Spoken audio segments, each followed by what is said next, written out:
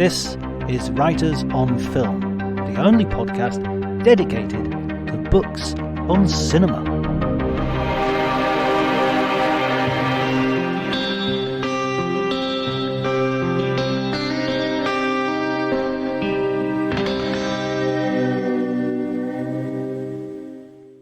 Hello everyone and welcome to Writers on Film. My name's John Bleasdale. I'm a writer and film critic. There are a couple of things to be said before today's podcast. One is we've got Paul Cronin, who is the author of Werner Herzog on Werner Herzog, the guide for the Perplexed. He's also written books on Kiarostami and Alexander McKendrick, among many others.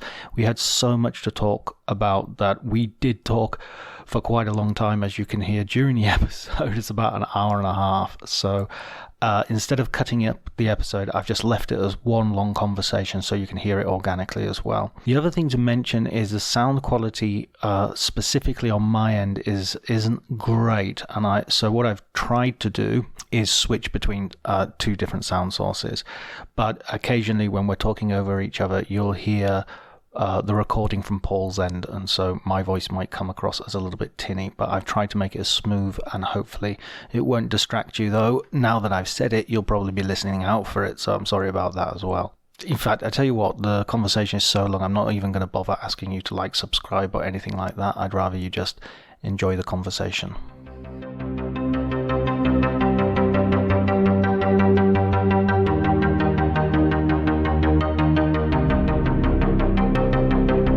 I get asked to talk about Werner on a fairly regular basis. Right. I don't make a sort of philosophical point of saying no, but I say no. I turn down a lot of things just because I kind of like to keep a low profile. But I felt after 20 years, it was sort of time to maybe put a few things on the record, just about my so-called career, I suppose. I mean, 20 years of this bookmaking. And filmmaking actually too. But yeah, well, when did it start? Well, I mean, 20 years ago it started, but how did you start getting into this book writing business? I fear it's the old story of not wanting to do what I was doing, which was basically I was at law school, and that was really not the right path for me. It was very obvious that was a big mistake. Now, I think I write about this. The truth is I didn't do any rereading in advance of our chat, but I think I write about this in the Herzog book.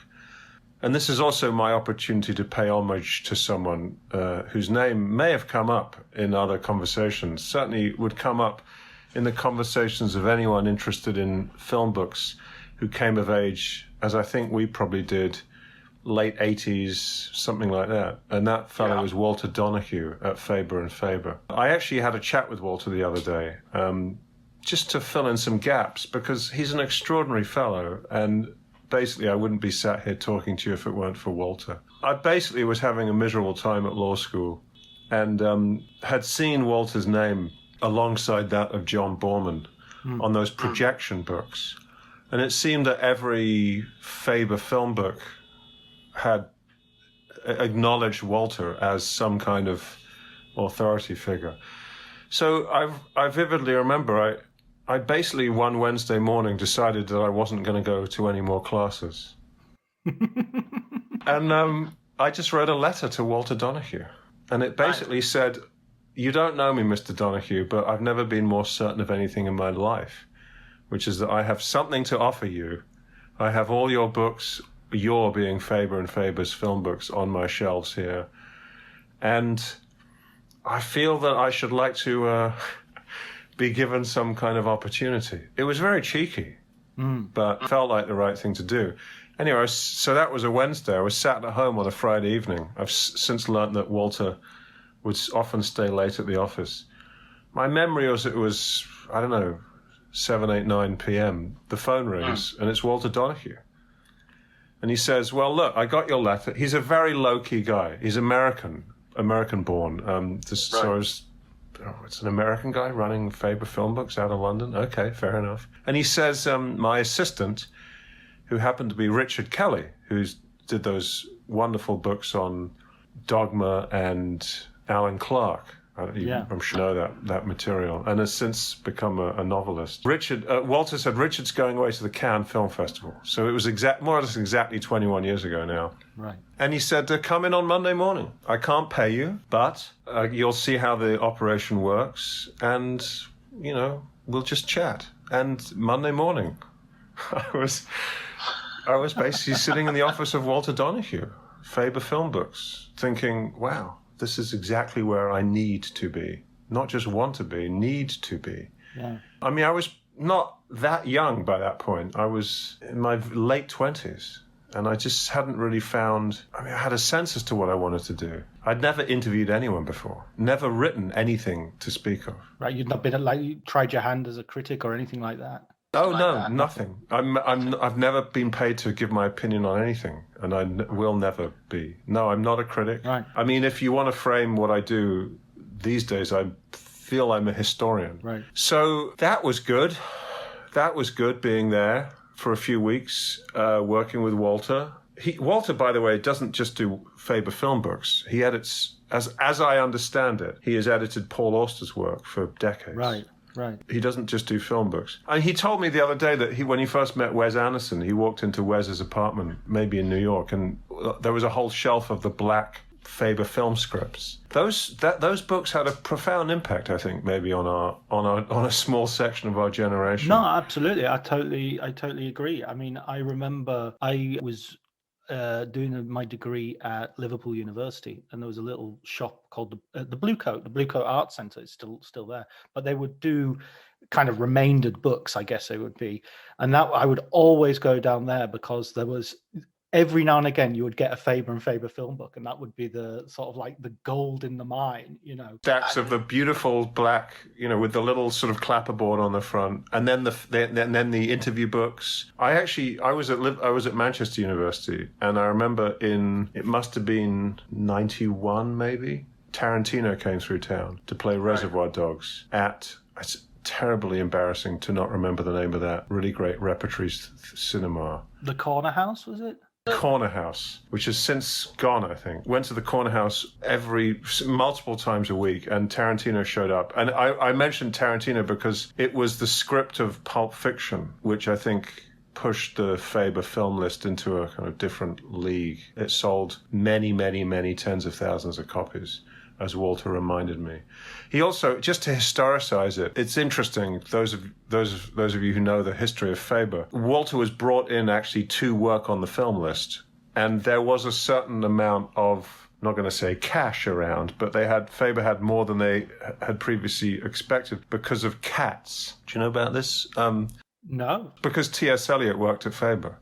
I don't know the details, but basically Faber got a cut of the Cats musical, which opened, I think, in 1981, and that was a bit of a cash injection for them. And I really don't want to put this on. I mean, Walter and I chatted about this. I'm sort of looking into this and maybe thinking of writing something about it, or at least doing something with Walter about it. But anyway, there was money to create this film list, and that's what Walter did. I mean, they're interesting connections for me. I made 3 films and co-edited a massive, essentially, book about Peter Whitehead, the British film director. And in the mid 60s, Peter approached Jean-Luc Godard because Peter was obsessed with Alphaville and he wanted to publish the script of Alphaville. And Peter Whitehead's at the forefront of the publishing of film scripts in the mid 60s. So he publishes Alphaville under his imprint Lorimer. You still see in those old Charing Cross bookshops that we probably, I used to inhabit all day. You used to see these books, the old Lorimer books. Peter Lorimer Whitehead, it says actually his middle name. So the Lorimer books, Peter published 3 or 4, I think a couple more Godard, maybe a Bergman. And then Andrew Sinclair took over Lorimer imprint and did about 40 of these books, which were then bought out, I think, by Simon & Schuster. Anyway, the point is that Walter bought out the back catalogue essentially bought out the rights to all the Lorimer books. And also the L'Avancée du Cinéma collection. You know this, the French. It's in the format of a magazine. There's a L'Avancée du Théâtre as well. Basically, they publish individual film scripts and theatre scripts. Extraordinary collection going back to I'm going to say late 50s. It's still being published today. So Walter, I think, bought the rights to those and cherry-picked the best ones. But anyway, I just wanted to sort of pay homage to Walter Donahue here, not just for personal reasons, just because without Walter, we really wouldn't have that extraordinary run of film books from, the mid-'80s through to maybe... I feel I got in just under the wire, John, because that was 2000 when I was sitting in that office. And the film list, I think, through no fault of anyone, has fallen away a little bit. I mean, there's any number of reasons for this. Sure. I mean, one sort of longs to do another interview book with a film director, but, who's left, Right. Yeah. I mean, we've been this has somewhat been like a theme of the podcast is sort of seeing this amazingly fruitful moment in film book history, and nowadays it's still going. People are still writing brilliant film books, but they're kind of having to broaden their perspective and take it in more as a piece of history, social and political, and what's happening at the time that a film is being made and all those things, which is fascinating, which is great. Before we go on to that, though, I wanted to ask your opinion about this, because I used to read scripts all the time, and I still will occasionally read a script. What is the fascination with reading a script? I mean, is this something you would still do even in the age where the film is so available? Well, I think this is very interesting, because this is one reason why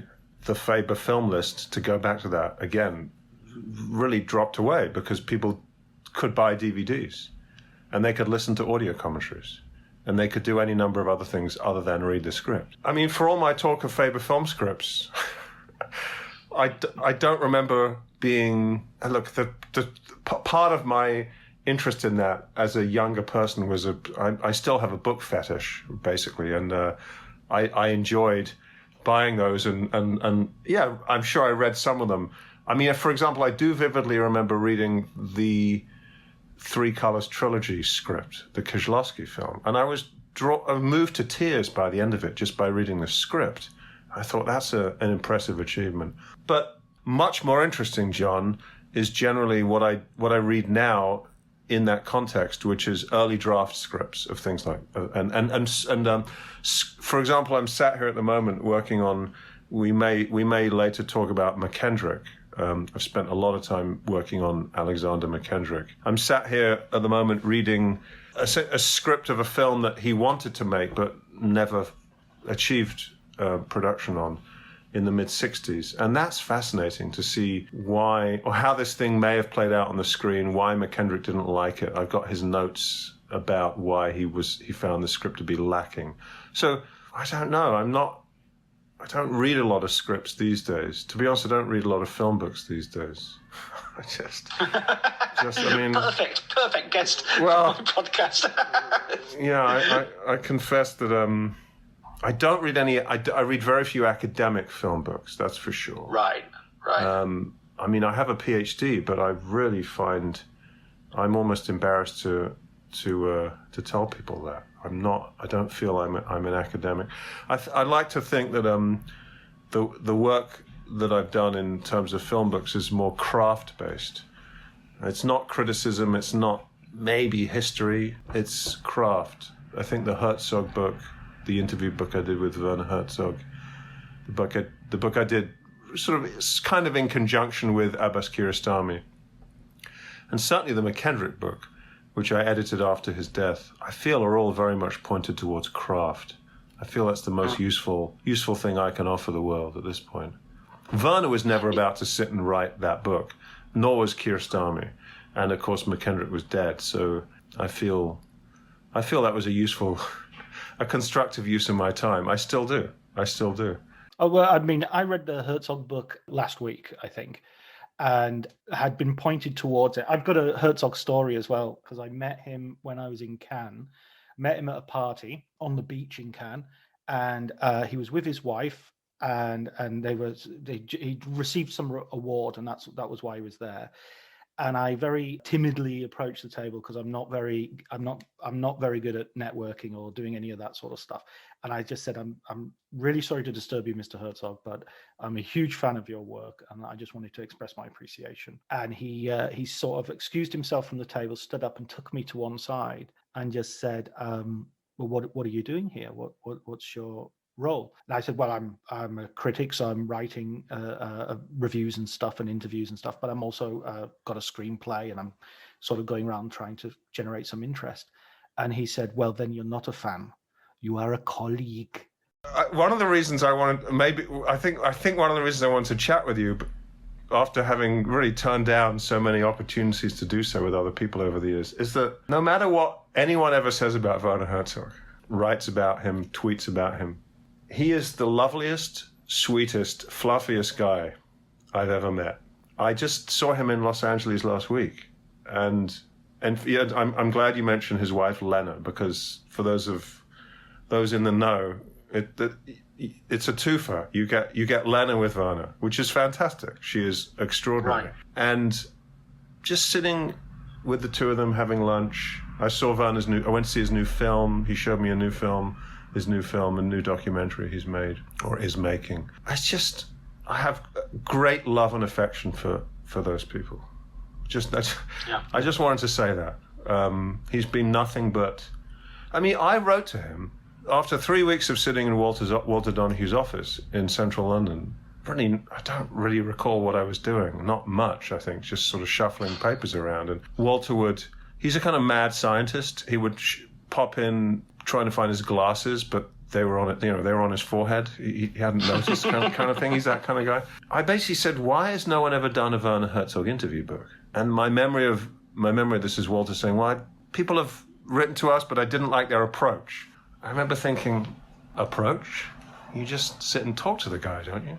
What kind of approach would there be? So he basically said, "Well, write up a proposal and I'll take it to the board," which I did. And it was apparently approved.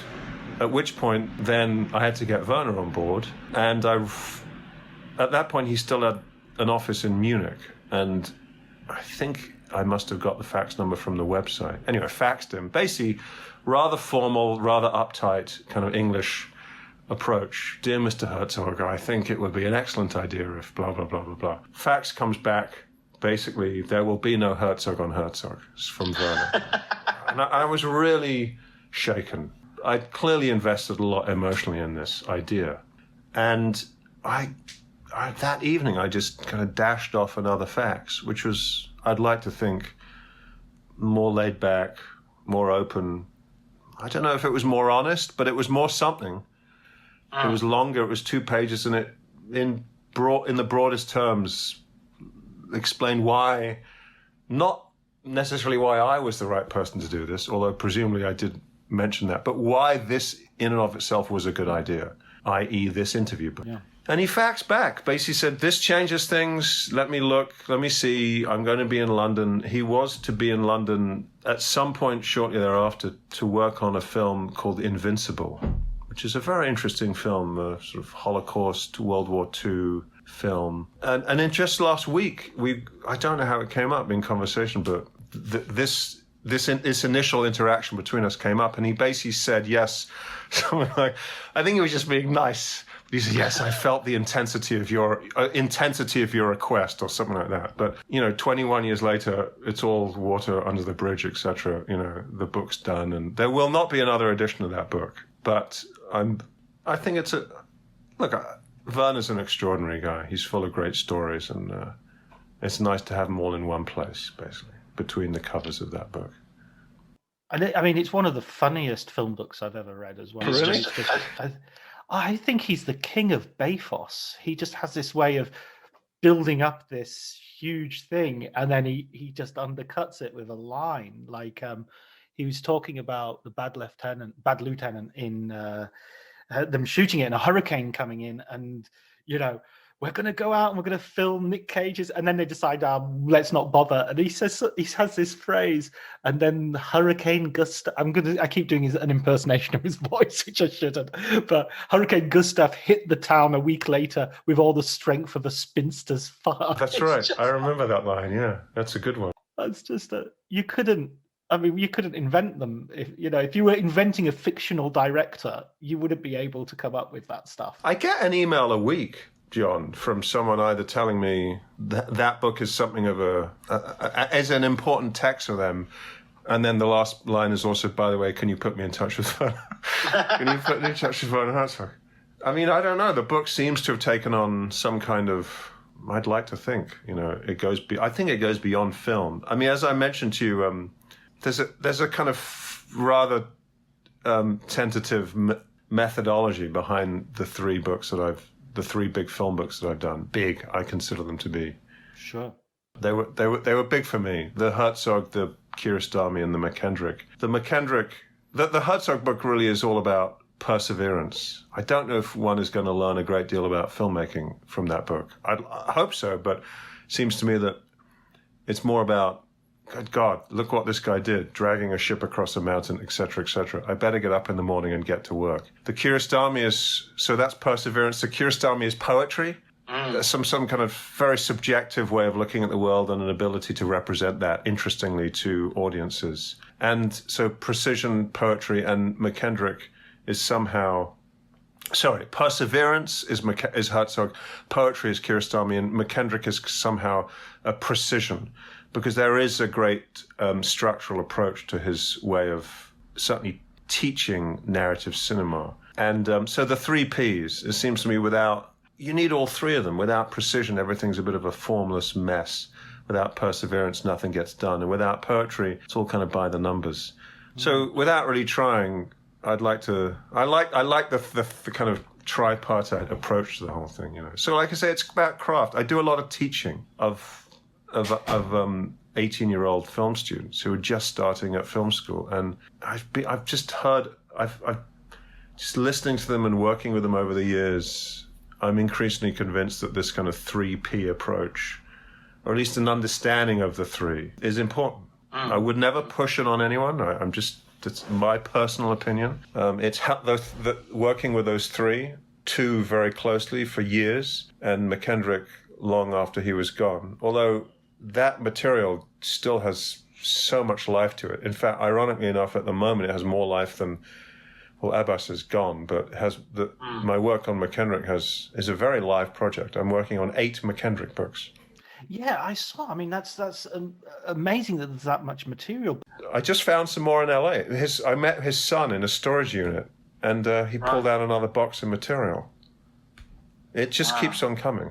In fact, there's a whole Italian connection, because McKendrick was in Italy for the final year of the war, running a documentary camera crew. And I'm convinced that there's a fair amount of more research to be done. So I'll be in touch about that, Joe. Excellent. Yeah, absolutely. Yeah. For anything I could do to help. Absolutely. I mean, the other thing that the three books and the three filmmakers sort of seem to combine is that they're very unconventional teachers, and Werner has his Rogue Film School, Abbas has his London-based sort of workshops that he's doing, and McKendrick sort of gives up making movies in order to sort of devote himself to teaching. Was that part of your sort of path, or was that just complete coincidence? I mean, absolutely. Right. I'm not sure about unconventional, but they definitely were all into teaching. As you say, Werner has for a time, he's done, I think, maybe half a dozen of his 3-day Rogue Film Schools. I met Abbas it turns out he'd been doing it for years in Iran, but I think this is around 2005. He was in London for a big retrospective, and at the French Institute, he agreed to do a 10-day workshop. And I just applied as a regular punter. I mean, I just sort of sat, this will be interesting. And I applied, and I got in with maybe 24 others. And we sat in a room on day one in South Kensington, and I just thought, and he started talking, and he was talking through an interpreter, although it turns out it never really needed an interpreter. His English was very good. It was pretty good. And he got to talking, and I just thought, wow, this is really interesting. And I just started writing it all down. And I kind of backed away from, because I was there ostensibly to make films as a student, but I kind of backed away from that. And I think Abbas acknowledged that pretty quickly and was happy about it. I remember at one point, a couple of days in, there was a basement to the place where they had set up. This is at a time way back in 2005 when most people presumably didn't have their own editing software on their computers. So they'd set up a bank of computers where we could edit our films, which we were meant to make that week. And so he was down there, and at one point I pulled him aside and I gave him a copy of Herzog on Herzog, which was the first edition of the Herzog book. And I remember he looked at it. He stared at it, and he looked at me, and he looked back at the book, and he looked at me, and he said, "You did this?" I said, "Yeah." He said, "We love this guy. We love him." And I said, I did that book. And from that point on, I ended up spending 10 years just going to workshops with him, just drinking wine with him in Italian restaurants and driving around Italian countryside. He loved Italy, as you know. Yeah. So that was good. So teaching, and then McKendrick, of course. I've written a whole book. I am writing a whole book about his teaching career, which is just extraordinary stories. There's another book I'm essentially working on. Another book that I feel, because I just get emails from people all the time saying On Filmmaking, which is a collection of McKendrick's notes. So basically, McKendrick was the British filmmaker, Ealing Studios, 1950s, Sweet Smell of Success in Hollywood, 1957, makes 3 more films. At a moment when he just had enough, he retires, steps back from filmmaking and becomes a teacher. And spends the last nearly 25 years of his life teaching in Los Angeles, just north of Los Angeles, in a film school. Very interesting school as well. That's a whole part of the story. So On Filmmaking, I edited a collection of his notes to students into a book called On Filmmaking. There's a sequel to that book, which I'm working on, which is twice as long and 10 times as interesting. There's so much more material. Book of interviews, book of scripts. The book I'm writing about his career. I was going through his son's house years ago. It's insane. I'm going through an old linen closet, and his son says, "Oh, there might be something in there for you." I pull out of this linen closet the very script that McKendrick held in his hands when he was directing Sweet Smell of Success, full of handwritten annotations. No, unbelievable. So we get that scanned. We're going to do something with that. He wrote an extended essay about his time in Italy during the last year of the war, which was really quite extraordinary for him, as well as documenting the return to normality after the liberation of Rome, essentially. That includes, filming joyousness and football matches and this kind of thing, but also executions and trials where the defendant was dragged from the courthouse and lynched. Just very dark and disturbing things, kind of culminating in his filming of the exhumation of 330 civilians who'd been executed in a disused, abandoned mine in the south of Rome. This is a the Fossi Ardeatini massacre. As I recall, I think 33 SS soldiers were killed by a resistance bomb. This is shortly before the liberation of Rome, which, as I recall, is the first major European capital to be liberated. I think the day after D-Day.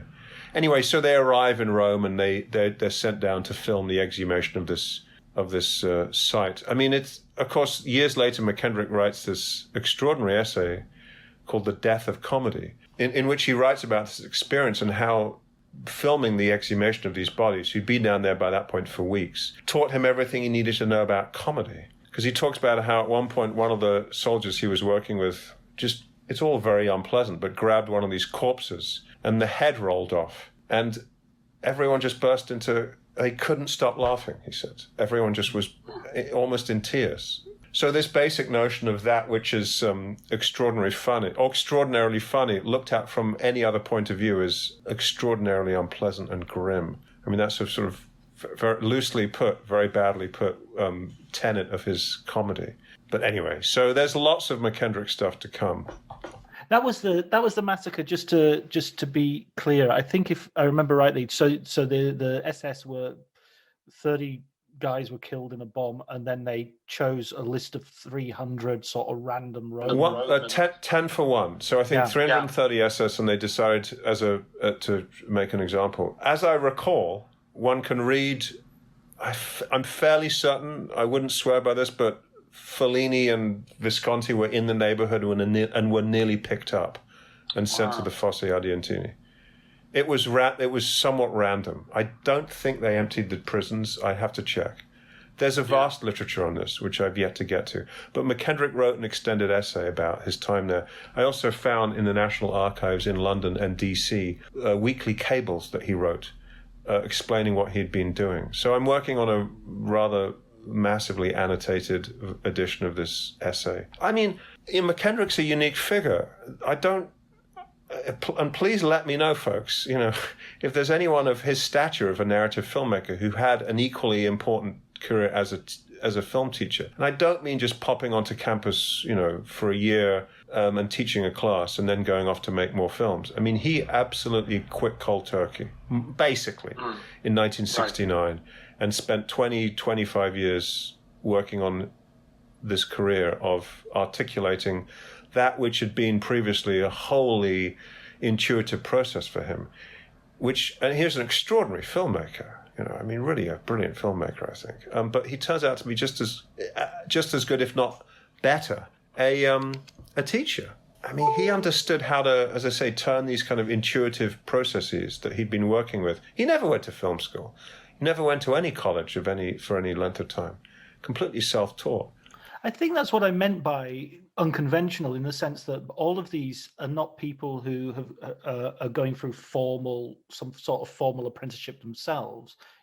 Herzog just starts making films. I don't know much about. I know less about Keir Starmer's career, but I get the feeling that when they're going, like for instance in the book about Abbas, when he walks into the course to begin the workshop, he sort of says, I have a dream that I'll walk in and the room will be empty because you'll all be out there doing it already. You'll just be out there making films rather than waiting for me. So you get the feeling, that idea that you're articulating something that is essentially instinctive and emotional. Or it might not be a coincidence, John, that these three fellows, neither of them went to film school. In fact, Abbas, I recall, did go to art school, but kind of half-heartedly. As I recall, it took him years to graduate because he just was kind of mucking about. McKendrick went to Glasgow Art School for a year or two. Werner didn't go to college at all. So yeah, you've hit on something there. They also, each of them, all three of them,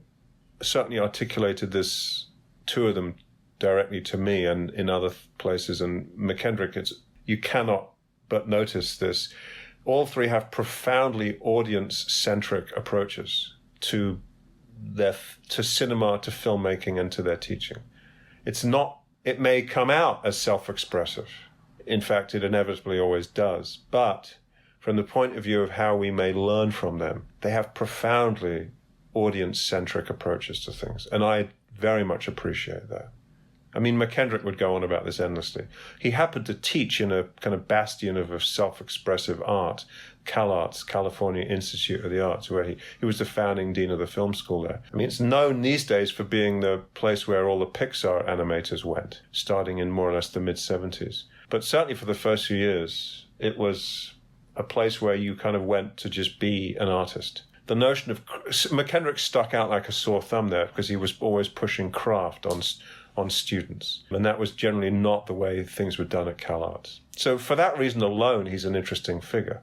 And I think actually, it took me a while to really kind of get my teeth into this one, but his constant harping on about craft and structure was in part a response to the place where he taught, because there was little of it there. And he, as I say, he really was quite an anomalous figure in that respect. And for my purposes, that makes him a fascinating position from which to look at the entire institute where he taught, because he kind of stood on the sidelines looking at the lunacy. That's my word, not his word, but the kind of lunacy of what was going on around him. There's an interesting story about that art school and his place within it. So I'm working on it. It's really very, very enjoyable. And this material just keeps on coming to light. Like I say, just got a box of material all about films that were never made. I mean, ironically enough, I was just looking at Penelope Houston's BFI monograph on Went the Day Well, the Ealing film, and she, as I recall, she such a good film. Such a great film, and it's a great book. She's excellent. And she mentions in passing that there's a real dearth of Ealing paperwork. The Balkan collection has big gaps to it. the Michael Balkan collection. He's the guy that ran Ealing Studios. His collection is at the BFI. And there's not a lot of stuff that I can find about McKendrick's films, certainly in that collection. But he himself kept so much material relating to films that were never made. So I'm doing a whole book of... I know there's a kind of cottage industry these days of sort of books and documentaries and radio broadcasts, films that never happened. But there's a whole book of McKendrick films that never happened, which includes some of his extraordinary artwork, which he just tinkered with. I mean, one of the things he talked about was, given that he had quit teaching and quit filmmaking and became a teacher, he was able to kind of, in the knowledge that they would never happen, he just kind of tinkered away with certain projects for years, notably his Mary Queen of Scots project, of which there is a huge amount of material, illustrations, letters, documents, multiple script drafts, so it's really interesting. McKendrick's kind of what I'm focused on at the moment. One of the things that connects what you were saying with McKendrick and back to Abbas Kiarostami as well is when I was reading the book, and as you say, he's talking about poetry a lot. And I used to have a real allergic reaction to when ever someone talked about the poetics of film. I was like, And I come from literature, so I did my PhD on Shelley, so I did loads of poetry. And I think by the end of my PhD, I was thinking, I'm really allergic to this idea of poetry. Poetry has become, as a legacy of the Romantics, not necessarily their fault, but has become this idea of self-expression, this sort of recollection of strong emotions in tranquility. And that's the least interesting thing that poetry can do, really, is just express how you feel. And when I was reading the book about Kiarostami and reading how he's defining poetry as like an essential key to his filmmaking, an essential key to all filmmaking, I just started thinking, okay,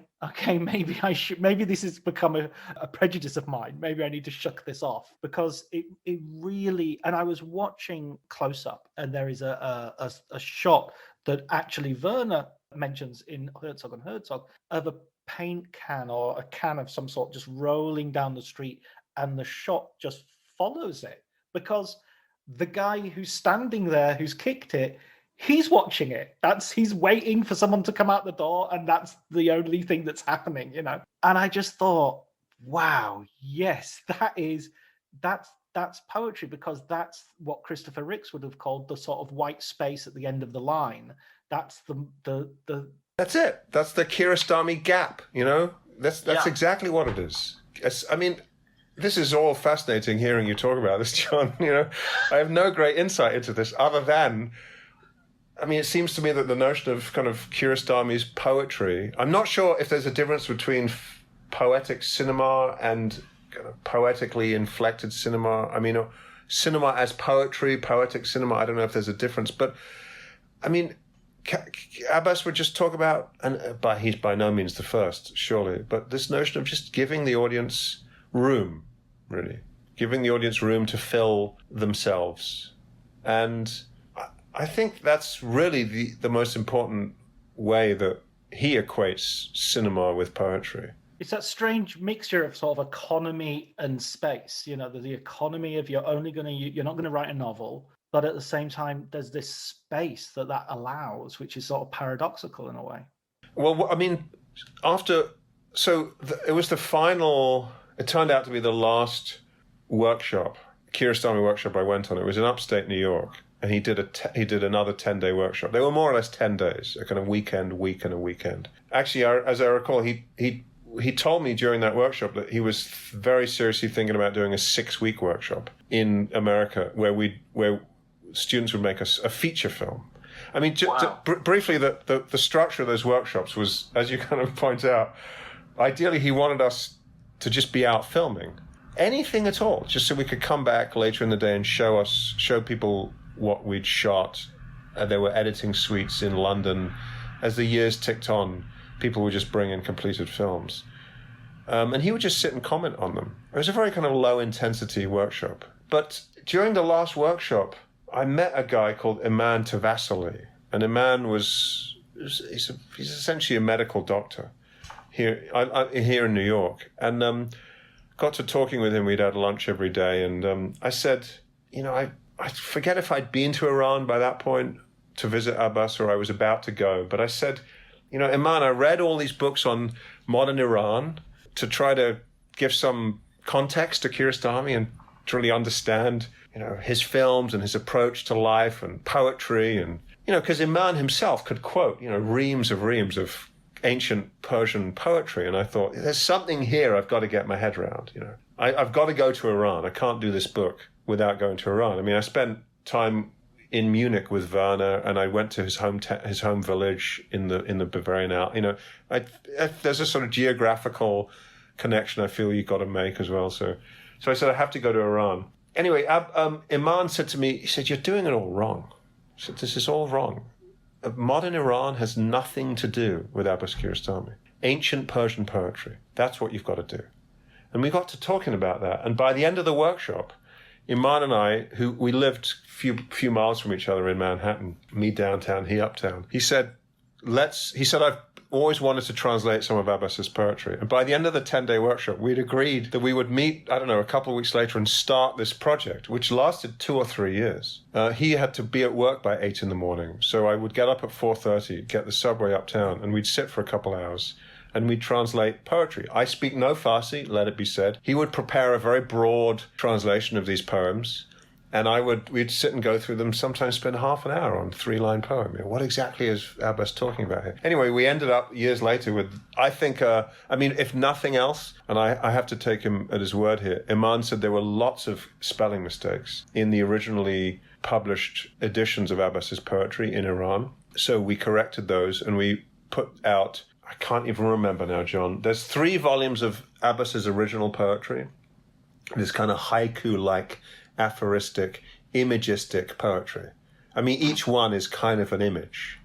And as Abbas says in Lessons with Kiarostami, as I recall, if there's an image in my head and it's not maybe enough to muster a whole film, or I can't find the money, or I haven't got whatever, I can't drive out to film, so he'll just write it as a poem, create an image on the page. And I can't tell you how useful that project was to really understand, or not necessarily, I'm not going to say to understand Kiarostami, but for me to get that book done.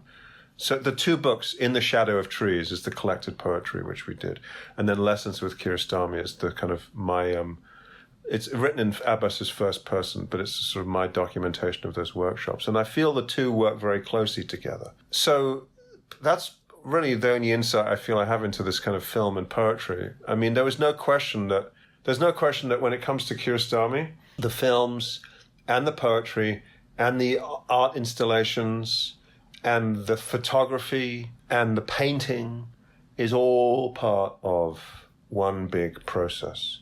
I recall, someone will know the name of it, but I think it was in the V&A in 2005, he had this installation where he'd essentially taken photographs of trees. I don't mean landscapes, I mean sort of close-ups of the trees, and printed out kind of one for one and wrapped columns in his photographs of trees.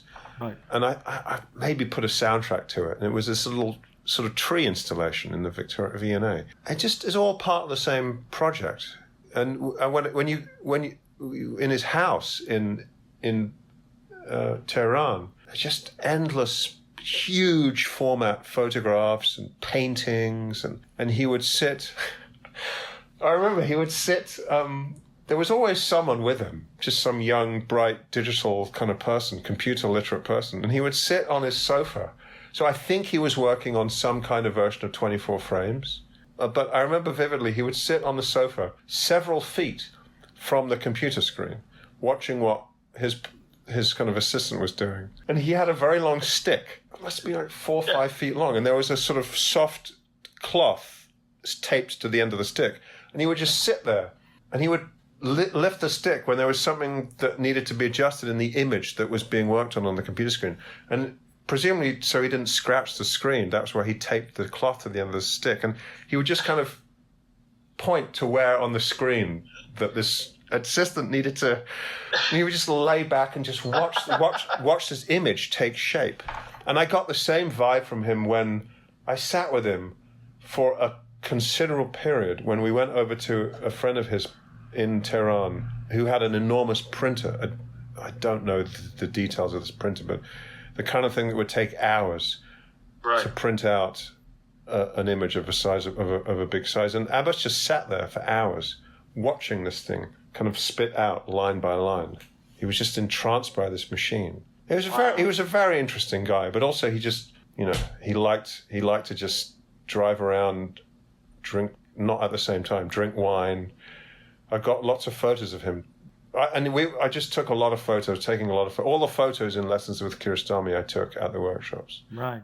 And he says about loving being in cars, and obviously some of his films almost take place entirely in cars. So that idea of you driving around Italy with him, it's like you're literally in his wheelhouse. I consider it to be one of the great privileges of my life. This whole thing, it needs to be said, I've had much more good fortune than I deserve on all this.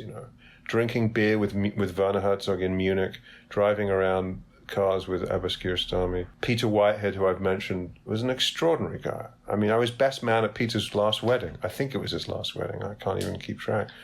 I don't know why. I just very drawn to these characters. Amos Vogel, who you're working on at the moment, I think, or you've worked on. There's actually, it's a good time to talk just briefly about Amos because it's his centenary this year, and right. They're doing a new edition of his book, Film as a Subversive Art, which is, those of you who know it, it's nearly 50 years old. It's the most extraordinary book. And I basically helped put a reprint together in 2005. But what they've done, there's a couple guys here, Jim Colville and Jake Perlin in New York. They run the Film Desk, which is a relatively new film book publishers. They've done some interesting stuff. They did... They've done a couple of reprints. They reprinted, for example, Lillian Ross's long-form essay about the making of Red Badge of Courage, the John Huston film. She wrote a book called Picture. But they've also done... What did they do? They did a book, Pasolini. They did a collection of Jean-Luc Godard and Marguerite Duras dialogues. It's really interesting stuff. Anyway, Jim has... This is actually a kind of just... It's not an uninteresting story, because I knew Amos for years. Werner Herzog told me the first person when you get to New York, look up my friend Amos Vogel, who became a kind of rabbinical grandfatherly figure to me. I was very close to him for many years. Right. He died at the age of, I think, 93 a few years ago. But he, so I got to know Amos and his wife, also very domesticated, his wife Marcia, who was just fantastic. And his book had been out of print for years.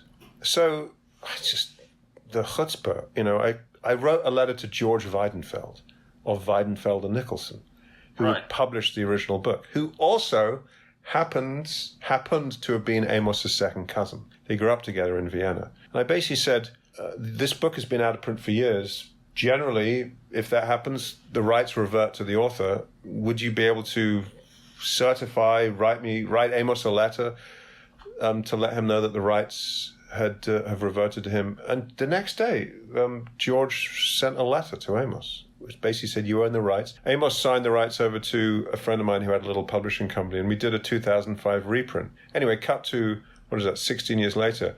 Oh, so we used the original films.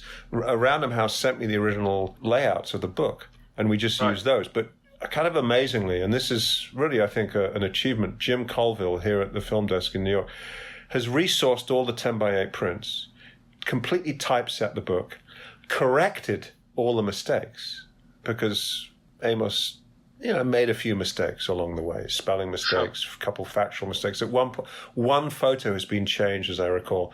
He has a great caption about the Keystone Cops, and there's a photo of what he thought were Keystone Cops. Turns out it was some 1930s knockoff or something like that. It wasn't even the Kingston. How is he to know? He's going to these little film festivals for years, Oberhausen, and he's watching these films and he's making notes, and maybe someone gives him a press release or a 10x8, and that's how the book comes together. But nearly 50 years later, we're able to make all these corrections. Anyway, so that's coming out later this year, the New York Film Festival and lots of other venues across the city here. And who knows, maybe around the world, we'll be doing centenary events. Amos is an amazing figure. He really... If nothing else, he helped me appreciate the notion of film curating. What does it mean to be a film curator? Right. He ran a film club in New York for 16 years, from the late 40s into the early 60s, and then became one of the two founders, along with Richard Roud of the New York Film Festival. I couldn't tell you if the model of the New York Film Festival was his, which is to say there aren't 300 films at the New York Film Festival. There's 20 films, very carefully curated, each with a press conference. It's a very tight ship, the New York Film Festival, always has been. But you can look back at the first few years. I mean, it's insane, John. You look at the films that were playing in the first 3-4 years of the New York Film Festivals. They're all Criterion editions. You know what I mean? They're all kind of they're all classics now, or made. Very few of them. I mean, let's be honest. I know almost nothing about cinema compared to some people, but I've heard of most of these filmmakers and most of these films, right? And seen and loved them as well. So anyway, Amos Vogel's another. Reading about him and thinking about that sort of role is, I think, nowadays the idea of a gatekeeper gets a lot of bad press, and rightly so. A lot of the privilege goes along with it, and it's not equitable, and it's not diverse, and all the rest of it. Having said that, the role of a gatekeeper, the actual sort of there are only 24 hours in a day, there are only 7 days a week. I can't watch everything. I need somebody whose taste I can trust to kind of point things out. And then whether I like them or not is up to me. And whether I go and find other stuff is up to me. But that role of someone who is able to sort of funnel some of the best stuff in my direction is, and this is what Amos Vogel very much sounds like. Well, we know what side you'd be on, John, in the Amos Vogel Jonas Mekas debate, because the Jonas Mekas, who died just, I don't know, a year or two ago. They were the kind of two grand old men of New York, downtown New York independent cinema, and they did not get on. And in broad terms, you've put your finger on why Jonas went his own way. He figured that there shouldn't be a gatekeeper like Amos. Everything should be screened, one should be able to see everything. But you're absolutely right. There are only so many hours in a day, and Amos was quite resolute about deciding on his terms what should be screened and what should not be screened. So there you go. That was a kind of intellectual, and actually not more than an intellectual. It was a very real world debate between the two men. I met Jonas a few times, but I never knew him. But I certainly felt much more comfortable.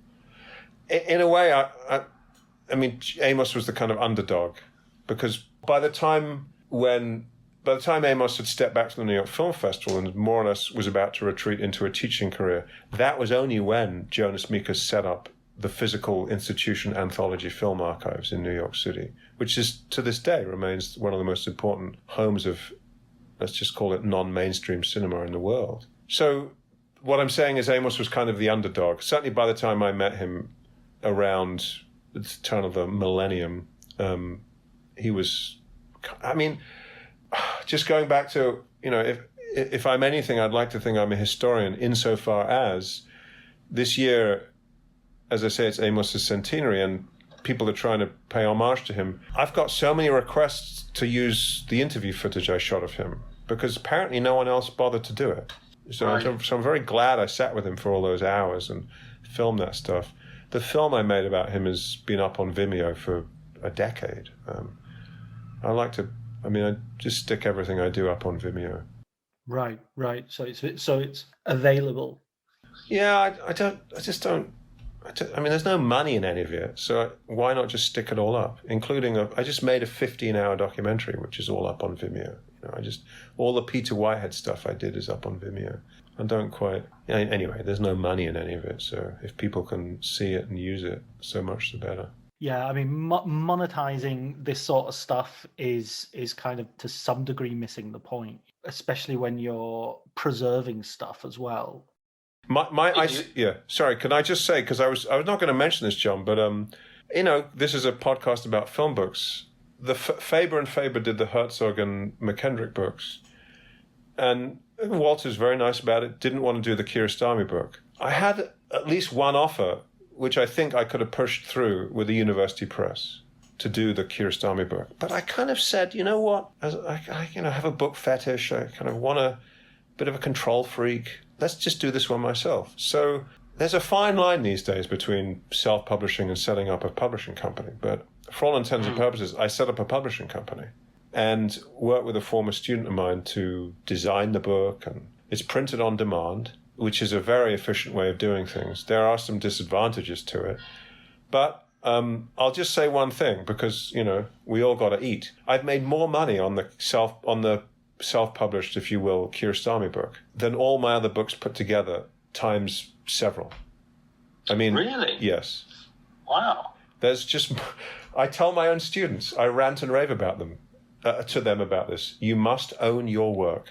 There's no question in my mind that if the technology had been there 20 years ago, I would have said to Werner, let's do this one ourselves. I mean, in Herzog and in the interview book with Werner, he talks about essentially setting up his own publishing company in the 70s and publishing his own screenplays.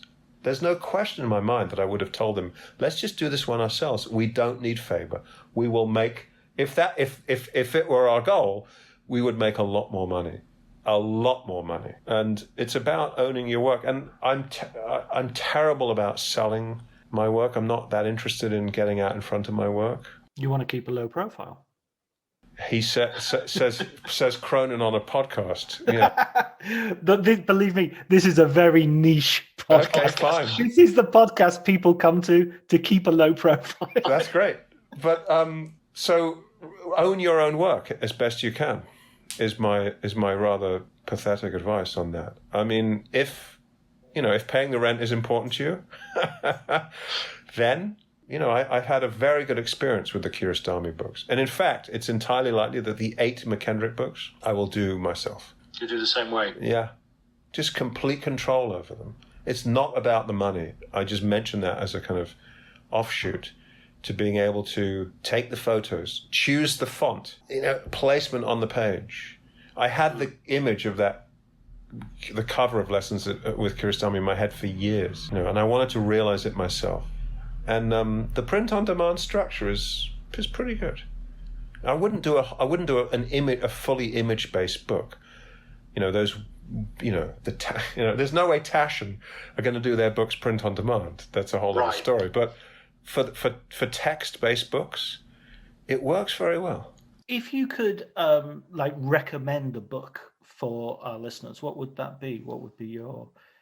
I'm going to just hit you up again with Film as a Subversive Art, which is also a shameless plug. But as I say, craft is something I'm really interested in, and I do work with film students a lot, so young film students. So I'm not going to choose one, John, I'm sorry. But there's a sort of trilogy not a trilogy, but 3 books that I think are really excellent. And one is David Mamet's On Directing Film. It's it's 100 pages. It's a series of essays, individual essays, intercut with an edited dialogue of him talking to students, as I recall, up at Columbia University. It's really excellent. I mean, when I need to talk to students and explain Eisenstein montage theory to students, I just go to Mamet's explanations of these things. I think they're the cleanest and clearest that exist. So the Mamet book is good. Pudovkin's Film Technique is an amazing book. Right. You can find that online anywhere. There's no question that it's a strong influence on McKendrick. The notion of the ability to fly about in time and space and tell stories, this uniquely cinematic way of telling stories, is something that McKendrick was big on. And I'm sure that he was in some way influenced by Pudovkin. And then another book that he would recommend, which I think is also just fantastic, is Carol Rice and Gavin Miller's book on film editing. I think it's called The Technique of Film Editing. It was first published in the 50s, before Carol Rice, who I met a few times. Before he'd even made a film, he wrote this extraordinary book, which was updated a few times, as I recall, but then I think in the late 60s, Gavin Miller came on and helped write a section about, as I recall, sort of the sort of new wave techniques that had emerged in the previous few years. But it's such a good book. Really, I mean, it's no coincidence, and you know all this, John, that, I mean, how many great cinematographers have become film directors? Not many. How many great editors have become film directors? More I mean, there's Right. this notion that editing is a very useful starting point. I'm actually working with a guy at the moment. I'm not sure if a book will emerge from it, but he's a sound editor. In fact, no, he's a production sound mixer. He's the guy that stands on the set and records sounds. A guy I teach with called Chris Newman, who's won 3 Oscars for sound mixing over the years. And just sitting and watching films, the films that he's worked on, including The French Connection, The Godfather, Silence of the Lambs. I mean, it's extraordinary how... sitting with Chris and having him break down how he did the sound in each shot, how unbelievably useful it is. This guy is amazing, by the way. When I met Chris because I made a documentary about Medium Cool, Haskell Wexler's film Medium Cool, and Chris... Oh, such a good film. That's so good. Endlessly interesting, yeah. Chris, get this. Chris said, I don't know if I asked him, but he said, yeah, my life in the early 70s was really weird. We finished The French Connection on Friday and started The Godfather on Monday.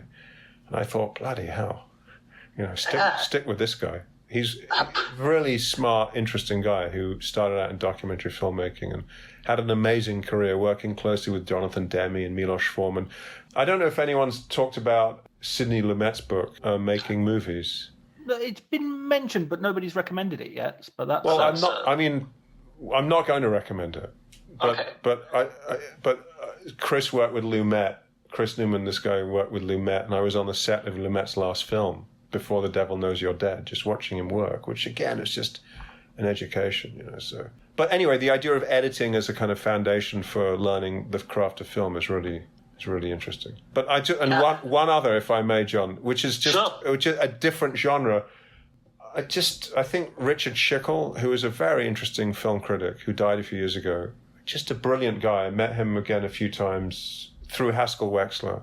His biography of D.W. Griffith is just remarkable, I think. Remarkable. The way that he writes, researches, synthesizes it all together. So anyway, there we go. That's a brilliant selection. Listen, thanks so much, Paul, for talking to me. And I mean, one thing before we wrap up. And so I'm happy to do more, but whatever you want. Well, let's continue because I've got loads more questions. You tell me. I'm enjoying it. So yeah, no, we can definitely go longer. Absolutely, no problem at all. Well, we could start off with this question, which was because when you were talking about the first time that you got into Faber and you wrote your letter to Werner, it does feel like you yourself have a sort of Herzogian sort of, it's the sort of shortest line between point A and point B approach to... I am a fairly direct... I mean, my rule of thumb is basically ask what you want. They can always just say no. Right. I kind of do rush in. I shouted at my students the other day. Well, it wasn't the other day. It was a couple of years ago, to be honest. But, sounds better when I say the other day. When the door to the classroom is locked and I show up and they're all standing outside and there's a locked door and I think to myself, why are you standing here? Why didn't someone have the forethought to go to the office down the corridor and get the key? You knew there was a classroom. You knew there was a class going to start in here. You knew I was going to show up and you knew I'm the schmuck who's going to have to go get the key. And I shout at them for this. And I remember went into a whole rant about how this door is a metaphor. I mean, but I was very serious about it. I mean, I don't think I've pissed off that many people along the way, but, and I'm still very friendly with, McKendrick's son and Amos Vogel's children and Werner and his wife and Haskell Wexler's widow, who I saw last week. So it's just about pushing on and getting what you want and asking nicely what you want. And, I'm not going to come out with follow your bliss, John, but, I was just very lucky. It's just very lucky to be at the right place at the right time. Because more or less the same week that I started at Faber, I contacted Haskell Wexler and said, I'm really intrigued by your film Medium Cool. Mm. A few months later, I was living in his house in California, just hanging out with Haskell, driving around with Haskell, going to meet Conrad Hall for the day, the cinematographer. Just these extraordinary, weird experiences. Wonderful experiences. What intrigued you about that film? I had no idea. Just didn't understand it, John. I just didn't understand what it was. Is this a documentary? Is this a fiction film? I was very young when I saw it. I actually remember it was on, I think, late night Channel 4 when I was in Manchester. So it's got to be, early 90s. I had also, I grew up with an American mother in London. So there was a lot of, and she was somewhat of a sort of radical of that period. Bit older. But, just grew up with a lot of literature. She was a teacher, so I grew up with a lot of literature, those kinds of books, about the period of the protest movement in the 60s. So it kind of always been there for me. And I was just intrigued by this broad synthesis of cinema and history that Haskell had achieved with that film. And as I say, more or less the same time I started working with Werner, I started working with Haskell and ended up making a documentary about Medium Cool that is 3 hours, that is 3 times as long as Medium Cool. I mean, when that Aaron Sorkin film, The Trial of the Chicago 7, came out, was that last year? Yeah, it was like a year and a half ago. I got all these emails from friends saying, "Oh yeah, we remember you talking about this 20 years ago." I mean, for my documentary, I interviewed several of those guys and got to know Tom Hayden a bit because I also made a documentary and did a book about the student protest at Columbia University in New York in 1968, and Tom Hayden was there. So I got to know Tom, and I saw Tom a few months before he died in Los Angeles. So anyway, yeah, just Wexler, another absolute sweetheart. I mean, really just a very interesting guy. So I've sort of got 20 years of notes about Medium Cool, including all these draft scripts that he wrote for the film, which I don't think anyone's really ever looked at. So I'm sort of preparing a book on that at some point. I'm not sure when I'm going to find the time, but... Earlier, you mentioned sort of in terms of the present day, the people, the next sort of generation of filmmakers who are coming up, and all these schools and people who have been inspired by Werner Herzog's work, Abbas Kiarostami's work, Alexander McKendrick, all of these people. Is there anyone you look at who are making their first, second, third film now, who you sort of see and think, that's somebody I want to go and have a talk to? Write a letter to? No, well, the best answer I can give you, John, is that a good friend of mine, Michael Chaikin, who just stepped down from the most extraordinary job. He's the founding archivist at the Bob Dylan Center in Tulsa. I mean, he introduced me to the Safdie brothers, I don't know, not 20 years ago, but not far off. And Michael works closely with the Safdies, and I said to him, you should start interviewing them now. And I mean, I've always, the notion of a kind of longitudinal interview book seems to be interesting.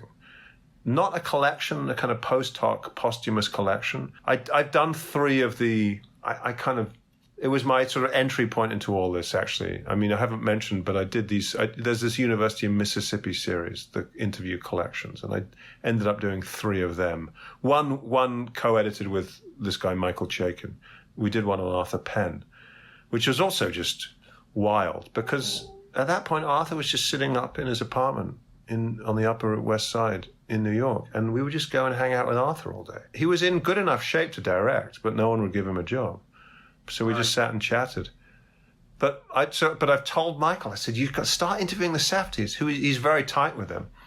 Get in there now, and in 20 years' time, after they've made 4, 5, 6, 7 more films, whatever it is, you'll have this book. I'm not going to do another interview book with anyone. I got my work cut out with McKendrick and the Medium Cool book and some other films I'm making. Just very sort of plain interview-based films. But more broadly, if I were to teach a class on, say, modern American cinema, I would just go for... I've sort of plotted out this syllabus: Paul Thomas Anderson, Jeff Gray. No, what's his name? Is it Jeff Nichols and what's the other guy? Hold on, wait a minute. The guy James Gray, who did The Immigrant and yeah. Wait, so Paul Thomas Anderson, Jeff Nichols, and James Gray. I think every one of their films is really very interesting. So, but I have to tell you, John, I don't really know what's going on. Much more fun than going to a film festival for me is to bury myself in an archive and just start opening boxes. Right. It's just the most exciting thing, because you never know what you're going to find. And you never know what connections you're going to be able to make. I mean, when it comes to McKendrick, the framework is there. At the moment, it's just trying to connect this to this. And then suddenly, this piece of paper shows up. Or this whole box of material shows up. I mean, it happened. I've got letters from McKendrick to his wife talking about how he's working on a film script with a guy called Kenneth Miller, who wrote crime novels under the name of Ross MacDonald. Of course, yeah. He wrote Harper. Exactly, and those sorts. So he spent time in Santa Barbara with Ken Miller working on a film script, and I could never work out what film script it was. So just last week, I went off to LA because McKendrick's son was clearing out a storage unit, and I came back with this box, and wow, now I know what script they were working on. They were working on a script to be shot in Hong Kong in the mid-1960s. It was strange enough, it was a remake of it was to be a rewrite of a script originally written by Francis Coppola called The Fifth Coin. I mean, I've got notes and letters and script drafts and synopses. It's a fascinating little story, which I'm sort of writing up, because McKendrick really loved the idea of making a film in Hong Kong and loved the idea of bringing in elements of the politics of the place, the social life, if you will, the nightclubs, the triad, the crime, this kind of thing. He also kind of wanted to make a slightly sort of jokey, I mean, I'm not going to say James Bond-esque film, but there's definitely an element to that, certainly in Coppola's script. But what's so interesting is that he loved everything about Coppola's script apart from the story. He just found the story to be not interesting. And so basically started bringing in a series of writers to broadly work with the same characters in Coppola's script and the same kind of tone and style, but to come up with a completely new story. And he went through several and eventually ended up with Ken Miller. And I've got a copy of Ken Miller's treatment here, which I haven't yet read. And McKendrick said the film ultimately didn't happen, but not because Ken Miller's script treatment wasn't good. So I'm wondering if Ken Miller somehow managed to capture the tone that McKendrick liked and came up with a story. I mean, for me, this is especially interesting because anyone that's read McKendrick's book on filmmaking will know that the guy is just consumed in the best possible way with the notion of story. What is a story? What is not? What is a story? What is not a story? And the notion of, a situation with a half-hearted ending is not a story. Anyone can come up with a situation. Anyone can find an interesting environment and populate it with interesting characters. But what do they actually do to each other such that the audience will be interested for 90 minutes? Oh man, that's speaking to my worst nightmares as a scriptwriter, because I'm struggling at the moment on a script that is brilliant. Like all my work is brilliant, but it is exactly what you've just said. It's a really interesting situation, and I keep rewriting the characters and making them more interesting and more, less like types and more like, idiosyncratic and all the rest of it. But in the end, I haven't got a story to tell. There's not a... Well, John, fair play to you for acknowledging that on this. I mean, because this notion of, so if McKendrick, he talks about this in his notes to students. I mean, this is the riches of these memos I've got from his teaching years, the fragments of notes, of student handouts. I mean, he said outright, if you don't have time to make the whole film, he said this to students, or you don't have the finances or the resources, and if I don't have the time to read your whole script, what would he read? The ending, not the beginning. He'd read the ending. He said, if I read the ending and I get a sense that you have somehow pulled together all these presumably many and varied threads of this, what is we hope a story, then I know that you've actually got something here. So the problems you're experiencing, John, those are the problems, And McKendrick did this for 20 years. There is nothing he hadn't heard 1,000 times before. I read student scripts weekly and the same problems emerge. They start, it's like a thoroughbred racehorse, I've got first 10 pages of my script. I say, I'm not interested. Do me a 7-page treatment with a beginning, middle, and end. Then maybe I'll read it. It's very difficult to get treatments out of students. They want to dive in because they basically want to describe the shots and they want to write their Tarantino-esque dialogue, which is never as good as Tarantino, which isn't wildly exciting to begin with. Well, it was to begin with. To begin with, it was exciting. I did, as I say, to go back to my Manchester days, I sat on the front row of the corner house as Tarantino, as excited as we probably were to watch Reservoir Dogs. You know, it was something. It was something. You know, that was I did love that film when it came out. It made an impact. Anyway, so McKendrick is he never stops giving. I'll just randomly open up a handout that he wrote to students, and I'll just learn something new. So that's a whole other book that I'm working on. Just editing that material together, because there's a lot of it at this point is handwritten stuff and fragments that I'm piecing together, you know. But, you know, for example, there's a handout where all he did, John, was write a brief summary of the plot of Hamlet, but left off the fact that Hamlet encounters the ghost of his father at the beginning.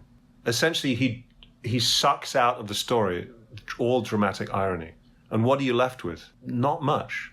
You know, what are you actually waiting for in Hamlet? What you're waiting for is implanted in the first scene, which is Spacey Hamlet to take revenge, basically. You know, so these very simple tricks that he did in class. I can't tell you everything I know about storytelling and dramatic construction comes from Sandy McKendrick. He's absolutely brilliant. I'm very, very privileged to be able to work on that material. And the scripts, his own scripts, by the way. I mean, they're flawed, but his commentary on the scripts is very interesting. You know, is explaining what he's doing and why he's doing it, and what's wrong and what's right. You know, he's a born teacher. This guy. We're very lucky. In a way, we're very lucky that his career collapsed. I believe he has a claim to being the greatest teacher of narrative cinema who ever lived. And the book on filmmaking is just the tip of the iceberg. It's so good that he's got you to sort of help sort of maintain his legacy and bring a lot of this stuff to light, even though, you know, obviously he was doing that just in his day-to-day work teaching. I'm the lucky one. Yeah. I mean, he had tinkered with putting a book out before he died, but it never happened. So I worked closely with his widow for a while. I remember going to that house. I was in the middle of the Herzog book. In fact, ironically enough, the McKendrick book is the only book that I didn't kind of initiate myself. Every one of my other projects I initiated. But Walter, to go back to where we started. Sure. I don't know, in the middle of... I seem to recall before I'd even given him the manuscript of the Herzog interview book, he said, "Have you ever heard of Alexander McKendrick?" I said, "Well, of course. You know, he made those great films." Turns out that no one, you know, in Europe or Britain really knew he had been a teacher. You go out to LA, you throw a stone, you're going to hit a former student of his. And I went out to LA to his widow's big house in Westwood, and I remember she just opened this garage, and it was floor to ceiling of boxes. It's like my idea of heaven, John, just boxes of paperwork. And I just started going through it. I spent weeks in the house going through it, sorting stuff out, shipping stuff back to London. It was just strewn about my flat in London for weeks, months, just these paperwork in piles around the living room, just trying to work out what have we got here. I also remember thinking, no way, Walter, the world does not need another book on screenwriting. Right. But he paid my way out there, and I said, well, fine, I'll go out there. And then I started reading the stuff in this garage and thought, wow, this is readable and useful. That's all Sandy wanted to do. He just wanted to be useful to his students. That idea as well, you know, the world doesn't need another screenwriting book because they're so popular. Those, I mean, I'm ashamed to say I've read several of them myself, and it's just, I feel my soul shriveling to the size of a raisin every time I read them. And they might be very good, and actually that's even worse if they're good. And I feel myself going, oh, yeah, okay, I should do that more. Or I see that trap. And I just feel that something ineffable is being lost in the process. Well, I mean, that's certainly a point of view. All I can say is that McKendrick was not terribly... His methodology is a kind of fairly relaxed one. He doesn't talk about the 3-act structure. You know, he certainly doesn't talk about on page 30, this has to happen, on page 60. it's he just steps back and of course he brings with him decades of filmmaking experience himself, which most of these people who write these screenwriting books presumably do not. But he basically says, look, this is more or less how I did it. You know, just it's worth you just paying attention for the next 300 pages on filmmaking. You know, you may learn something, you may not. I mean, at the risk of shamelessly plugging here, but dramaticconstruction.com is my website, where I've just put a lot of stuff relating to McKendrick and other people like Mamet, David Mamet, Aristotle, John Howard Lawson, William Archer. I feel I've read enough of these books to know that there isn't actually that much to say on the subject, and everyone just is really recapitulating Aristotle. So you can, on that website, dramaticconstruction.com, there's focus on 5 or 6 individuals.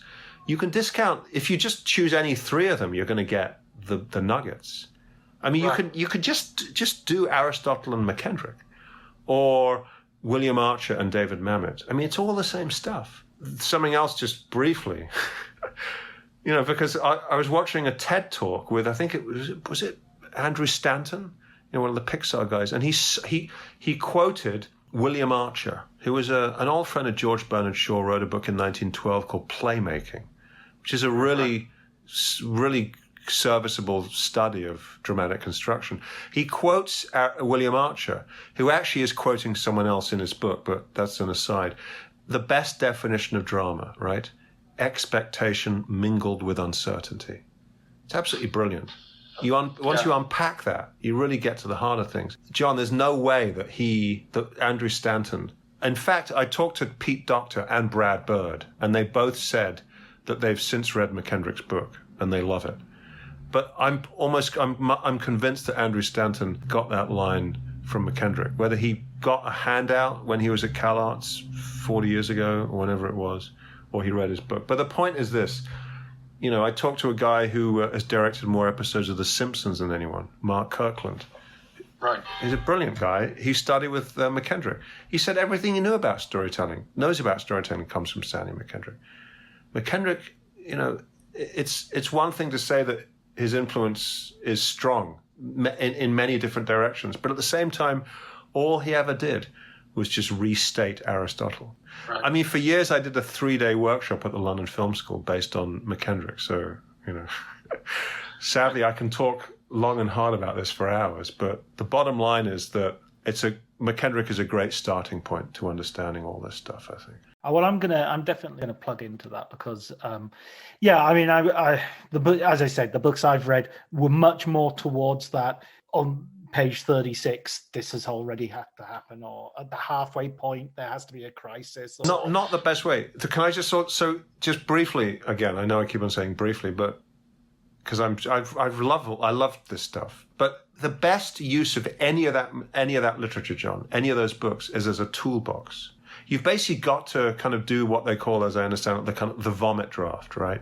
You've just got to write this script. You've got to write the script. You've got to kind of be fully self-expressive and write the script out, or the treatment. And you will inevitably see some problems with it, or someone else will see some problems with it. That's when you apply the fixes. And McKendrick will offer you up the fixes. There's a chapter in his book called Slogans for a Screenwriter's Wall, which is basically after 20 years of doing that teaching.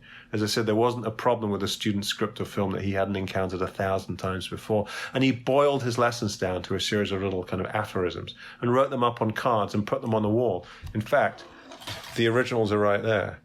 Oh, wow. Those are the originals on my wall in my study here. Those are the actual original cards that I have framed.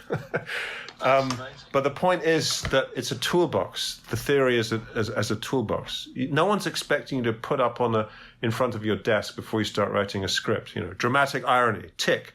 Protagonist, tick. Antagonist, tick. No, just write it out. You intuitively understand all this stuff anyway.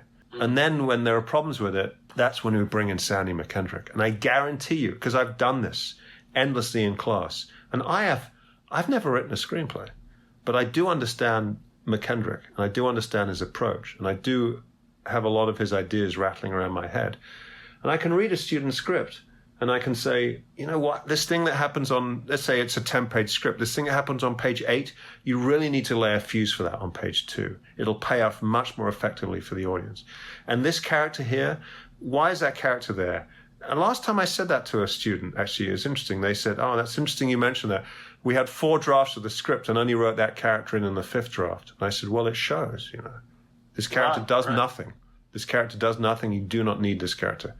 Whatever that character may bring, whatever narrative beat that character may bring to the table, have another character essentially further that beat for the audience, et cetera, et cetera. So anyway, McKendrick's a great, he's for me, a gift that never stops giving. You know? Yeah, no, I can see that. And I can see, I mean, it's great that you have this trilogy of filmmakers who, in many ways, are extremely different, come from totally different places, have had very different careers.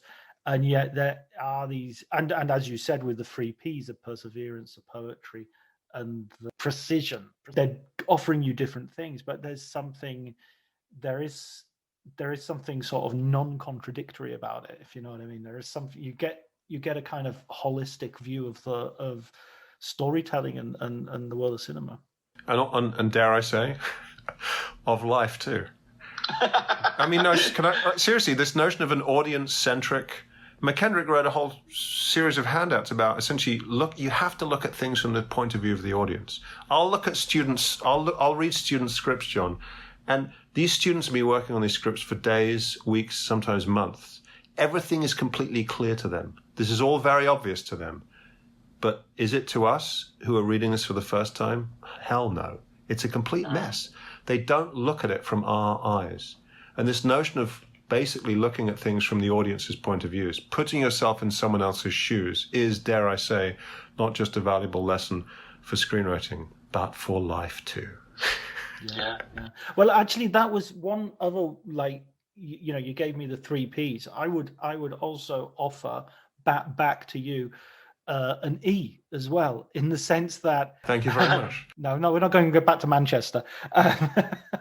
Oh yeah, I remember those days. Well, Liverpool, we had cream. No, I empathetic. I think there's a real empathy, and I think just being self-expressive, just looking in your own soul and trying to say your unique vision, is sort of only a one-eyed vision. It's only a one-handed way of doing stuff. I think you have to, and all these filmmakers that we've talked about today, they all have this really strong sense of empathy, that if you're and empathy towards the audience, like, you know, we don't want to bore you, we don't want you, or we want to understand that if we are boring you, we're boring you in a creative way, in a way that's going to be interesting to you in some other sense. I would sort of offer that as a fourth sort of unifying field theory. Yes, I like it. Like I say, the audience-centric approach is very important for the 3 of them. I mean, Werner always talks about it, as does David Mamet. You know, literally, the audience pays my rent. I mean, this leads to certain political extrapolations, which Mamet writes about, this notion of there should never be any publicly funded art, etc., etc. But, you know, that's another story. Sure. Listen, Paul, I hope I haven't given you too much to edit, or maybe no editing, but anyway, it's been a lot of fun, John. Thank you so much.